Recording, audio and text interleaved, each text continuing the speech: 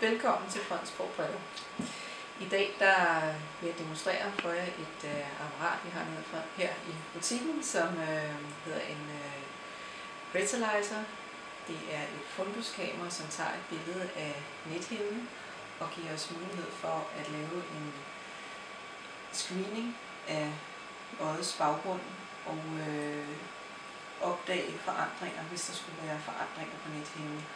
Og det er forandringer i form af sukkersyge, forhøjet blodtryk eller den her øjensygdom, der hedder AMD.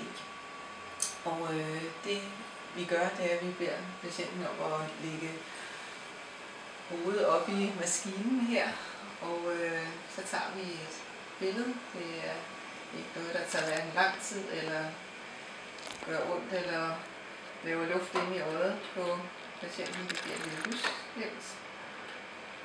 Vi tager øje nummer 2 her, højre øje.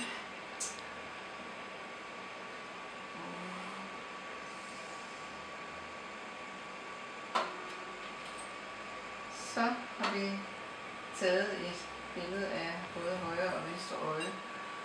Og de billeder bliver sendt videre til et scanningsprogram, hvor det bliver screenet for, om der skulle være nogle forandringer på nethinden. Og det får vi gjort herovre fra computeren af, hvor vi kan se det.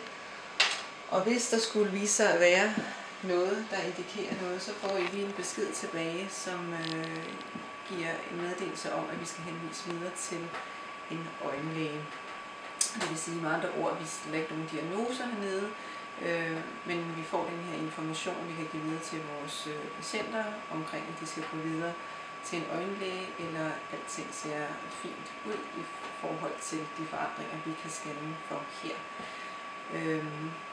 Vi har valgt at tage det ind, fordi det er et meget interessant apparat, og vi kan jo så have mulighed for at på et tidligt stadie at se de her forandringer tidligere, end de giver sig udtryk for andre steder. Så vi håber rigtig meget, at mange vil komme ned og prøve vores nye apparat af.